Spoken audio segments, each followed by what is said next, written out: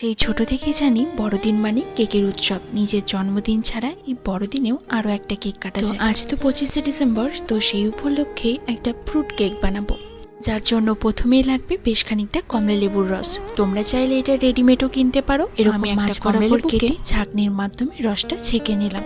এবার এর মধ্যে সমস্ত রকমের ড্রাই ফ্রুটস গুলো অ্যাড করে দিচ্ছি। প্রথমেই দিয়েছি বেশ খানিকটা পরিমাণে কুচানো আমন্ড বাদাম, বেশ খানিকটা পরিমাণে কিশমিশ, কাজু, কুচানো মোরব্বা, 1 টেবিল চামচ মেলন সিডস বা চারমগজ, বেশ খানিকটা পরিমাণে কুচানো, বেশ খানিকটা টুটি ফুটি আর অল্প কয়েকটা বেরিস দিয়ে 3 থেকে 4 ঘন্টার জন্য ঢাকা দিয়ে এদিকে ঢাকা দেওয়া থাক। আর অন্যদিকে একটা মিক্সি জারের মধ্যে নিচ্ছি 2 চামচ চিনি। এবার এই চিনির মধ্যে 3টে ছোট এলাচ, অল্প একটু জায়ফলের টুকরো আর 2টো দারচিনি দিয়ে এটার একটা পাউডার। এবার অন্যদিকে ফ্রাইং প্যানের মধ্যে পরিমাণ মতো চিনি দিয়ে চিনিটা যখন পুরোপুরি গলে যাবে, যখন এরকম ক্যারামেল তৈরি হয়ে যাবে, তখন এর মধ্যে অল্প একটু জল এবং এই ক্যারামেল সিরাপটা গ্যাস থেকে নামিয়ে ঠান্ডা হওয়ার জন্য রেখে দিলাম। অন্যদিকে একটা বাটির মধ্যে নিচ্ছি 1/4 কাপ। এবার এর মধ্যে সমস্ত গুঁড়ো উপকরণগুলো অ্যাড করে দিচ্ছি, তবে এগুলো একটু ছেঁকে নিলে ভালো হয়। একটা ছাঁকনির মধ্যে চিনি এবং এবারের মধ্যে অ্যাড করে সেটা ছেঁকে নিলাম। ময়দা, তবে অনেকেই ময়দা পছন্দ করে না, তারা সেক্ষেত্রে আটাও ব্যবহার করতে পারে। এবার এর মধ্যে অ্যাড করে দিচ্ছি 2 চামচ গুঁড়ো দুধ।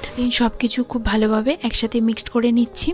সমস্ত গুঁড়ো উপকরণগুলো একসাথে মিক্সড হয়ে গেলে আগে থেকে তৈরি করে রাখা যে ক্যারামেল সিরাপটা ছিল সেটাও এর মধ্যে অ্যাড করে দিলাম এবং খুব ভালোভাবে মিক্সড করে নিচ্ছি। এবার কমলা লেবুর রসের মধ্যে যে ড্রাই ফ্রুটসগুলো ভিজিয়ে রাখা হয়েছিল সেটাও এর মধ্যে অ্যাড করে দিলাম। এবার এই সমস্ত সবকিছু খুব ভালোভাবে একসাথে মিক্সড করে নিচ্ছি।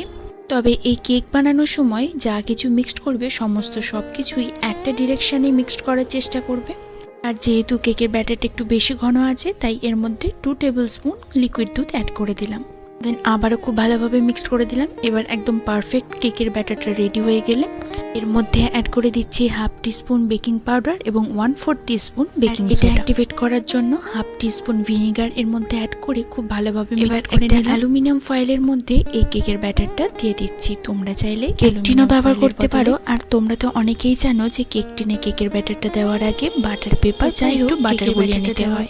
উপর থেকে আমি আরো বেশ খানিকটা ড্রাই ফ্রুট ছড়িয়ে দিলাম। বেক করার জন্য আমি কড়াইটাকে আগে থেকে এই কড়াইয়ের মধ্যে রেখে দিয়েছি স্ট্যান্ড দিয়ে। তার উপরে এই অ্যালুমিনিয়ামের ফয়েলটা দিয়ে গ্যাসের ফ্লেমটা মিডিয়াম টু লো ফ্লেমে রেখে 25 থেকে 30 মিনিটের জন্য ঢাকা দিয়ে রেখে দেবো কেকটা বেক হওয়ার জন্য। 30 মিনিট হয়ে গিয়েছে। এবার একটা টুথপিকের সাহায্যে একটু চেক করে নেব যে কেকটা পুরোপুরি বেক হয়ে গেছে কিনা। তো এখানে পুরোপুরি কেকটা রেডি হয়ে গিয়েছে। এবার দেখিয়ে দিই কেকটা কতটা নরম হয়েছে। তো তোমরা ভিডিওতে দেখে বুঝতেই পারছো কেকটা ভীষণই নরম হয়েছে এবং কেকটা খেতেও কিন্তু ভীষণই সুন্দর হয়েছিল। সো তোমরাও একবার এভাবে প্লাম কেক বানাতে পারো। তো যাই হোক, আজকে ভিডিওটা এত পর্যন্তই এবং আমাকে অবশ্যই কমেন্ট করে জানিও তোমাদের ভিডিওটা কেমন লাগলো। ভিডিওটা ভালো লাগলে একটা লাইক এবং শেয়ার করে দিও। So by.